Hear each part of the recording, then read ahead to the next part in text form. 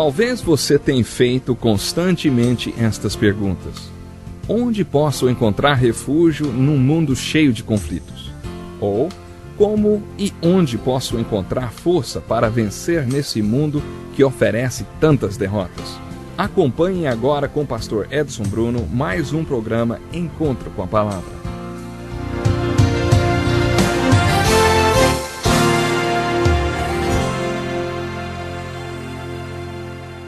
Que bom mais uma vez podermos estar juntos através do programa Encontro com a Palavra. Mais uma vez é hora de você pegar a sua Bíblia. Abra no capítulo 21 do livro de 1 Reis para acompanhar comigo o estudo das características de um profeta verdadeiro. No final do nosso último encontro, estudávamos o livro de 1 Reis, capítulo 22, onde lemos que 850 falsos profetas profetizaram que os reis de Israel e de Judá poderiam sair para lutar contra os sírios. Quando o rei de Judá questionou se havia ou não um profeta verdadeiro para também ser consultado, Acabe, o rei ímpio de Israel, mesmo relutante, mandou chamar o profeta quem ele odiava, porque nunca profetizava nada de bom. O nome desse profeta era Micaías, e ele foi alertado pelo mensageiro que foi buscá-lo que seria melhor concordar com os outros profetas. Quando Micaías foi trazido diante dos reis no palácio cheio de pompa e esplendor, Acabe disse: "Muito bem, Micaías. E agora? Devemos lutar contra os sírios?" Micaías respondeu: "Claro, vá em frente, vocês terão uma grande vitória." Acabe ficou chocado e perguntou: "Você está falando a palavra de Deus verdadeira, Micaías?" Micaías respondeu: "Se você quer saber de verdade, eu vi todo Israel espalhado pelos montes como ovelhas, sem pastor, e vi seu rei morto." Acabe disse: "Está vendo? Não falei. Ele nunca fala nada de bom, só coisa ruim." Então Acabe e Josafá decidiram levar os exércitos de Israel e Judá para atacar os sírios, conforme os falsos profetas tinham aconselhado, e não ouviram o profeta de Deus. Zedequias, aquele profeta dramático que tinha colocado chifres de ferro na cabeça, aproximou-se de Micaías e bateu-lhe no rosto. "Como você acha que o Espírito do Senhor poderia sair de mim para falar através de você?" Micaías deu-lhe uma bela resposta: "Você vai saber quando estiver se escondendo de quarto em quarto." Então Micaías fez uma grande pregação dizendo: "Ouçam a palavra do Senhor. Vi o Senhor assentado em seu trono com todo o exército dos céus à sua direita e à sua esquerda. E o Senhor disse: quem enganará Acabe, rei de Israel, para que ataque Ramote-Gileade e morra lá?" E um sugeria uma coisa e outro sugeria outra, até que finalmente um espírito colocou-se diante do Senhor e disse: "Eu o enganarei." Disse o Senhor: "Você conseguirá enganá-lo. Vá e engane-o." Dá para entender por que Zedequias bateu na cara de Micaías. O que Micaías falou àqueles profetas foi realmente da parte de Deus. Acabe então emitiu esse decreto: "Lutem contra os assírios. Prendam Micaías e que ele fique a pão e água, até que voltemos." Micaías gritou: "Você não vai voltar. Se você voltar, o Senhor não falou por meu intermédio." Acabe e Josafá lideraram seus exércitos no ataque contra os sírios. Supomos que Micaías tenha morrido a pão e água naquela masmorra, porque essa é a última vez que seu nome é mencionado.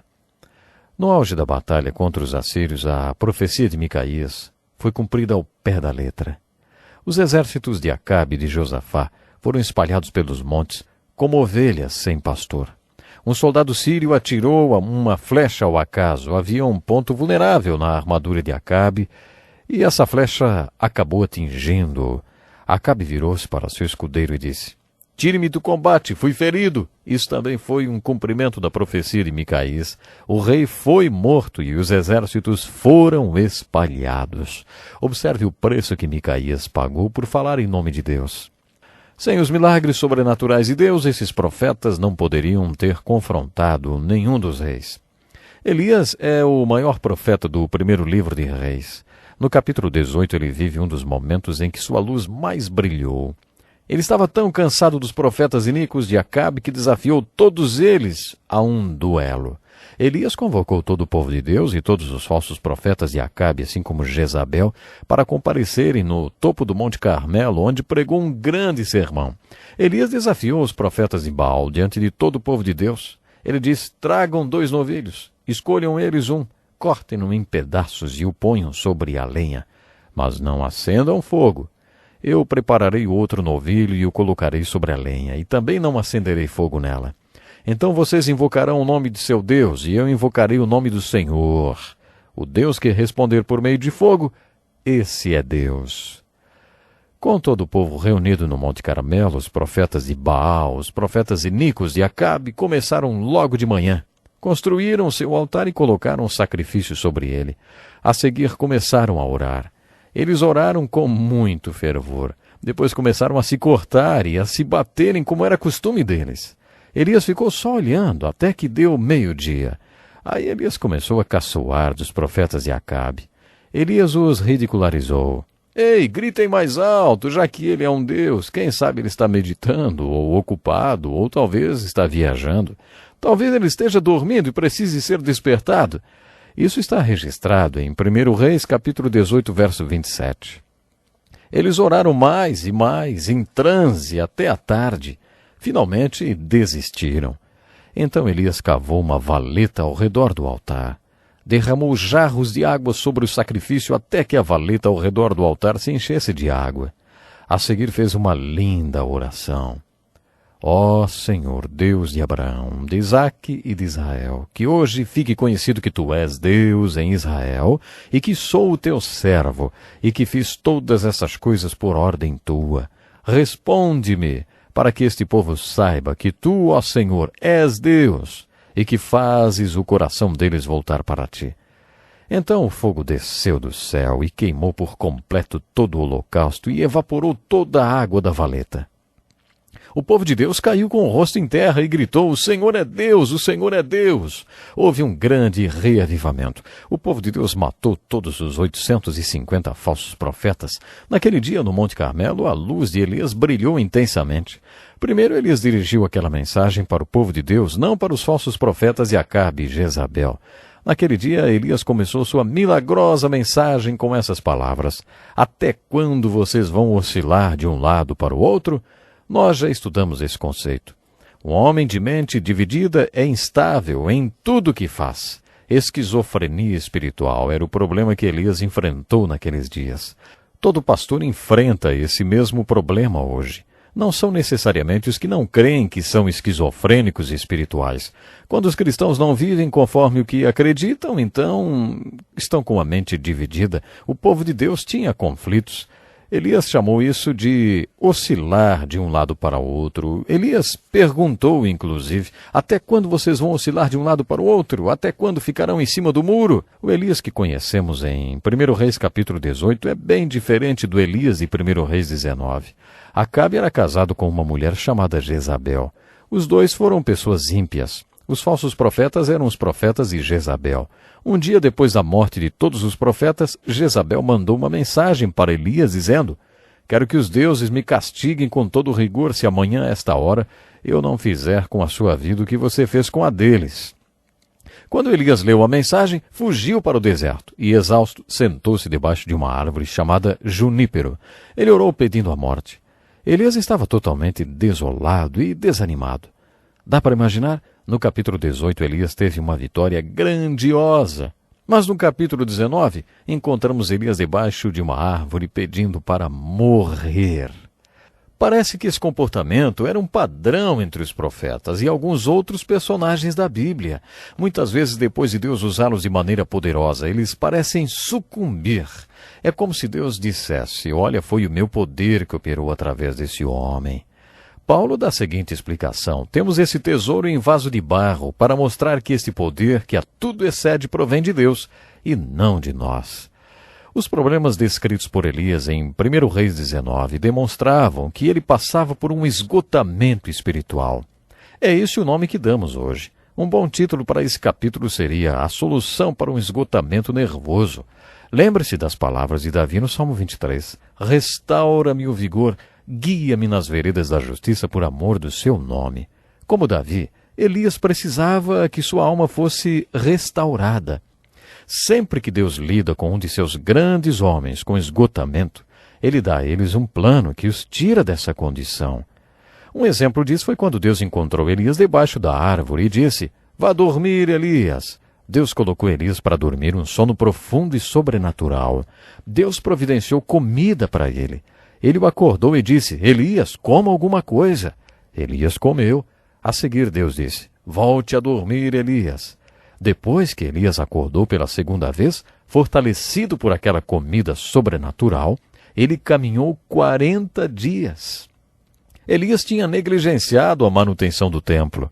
Você se lembra que eu já contei que quando eu estava correndo ou descansando, os meus filhos diziam para aqueles que me ligavam: o pastor está fazendo a manutenção do templo.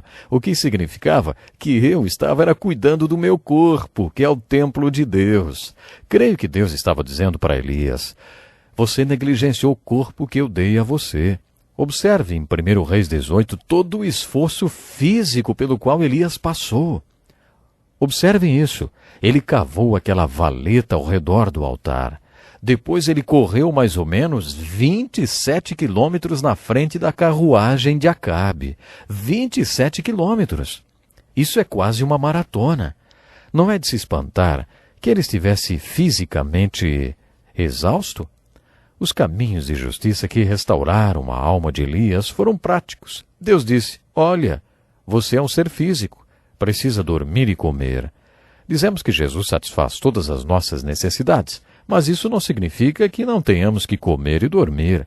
Mais de uma vez já percebi que se alguém dorme apenas 4 horas por noite, durante 6 meses, começa a ficar meio maluco. Os amigos começam a falar para tirar umas férias e a pessoa começa a fazer coisas esquisitas. Não podemos negligenciar o nosso templo. Essa é uma das lições práticas que nós aprendemos com Elias em 1 Reis 19. Eu amo a história de Elias. Deus aproxima-se dele no meio de seu esgotamento e faz uma pergunta muito bonita. Em Gênesis 3, a pergunta de Deus foi: onde está você? Em 1 Reis 19, a primeira coisa que Deus perguntou foi: o que você está fazendo aqui, Elias? Deus já fez essa pergunta para você? Eu não sei como você está espiritualmente. Pode ser que através dessa história de Elias, Deus esteja perguntando a você: o que você está fazendo aqui? Em outras palavras, você está realmente onde deveria estar?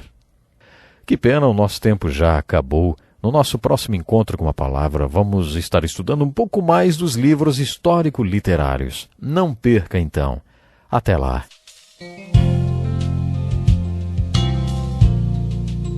Que lição importantíssima. Obrigado, pastor Edson Bruno. Prezado ouvinte, coloque em prática o que você ouviu aqui. Sem dúvida, sua vida será grandemente abençoada. Este é um estudo escrito pelo Dr. Dick Woodward, na voz do pastor Edson Bruno. Escreva-nos e solicite o material. Nosso endereço é Encontro com a Palavra, Caixa Postal 2011, CEP 89201-970, Joinville, Santa Catarina. Até o nosso próximo encontro com a palavra.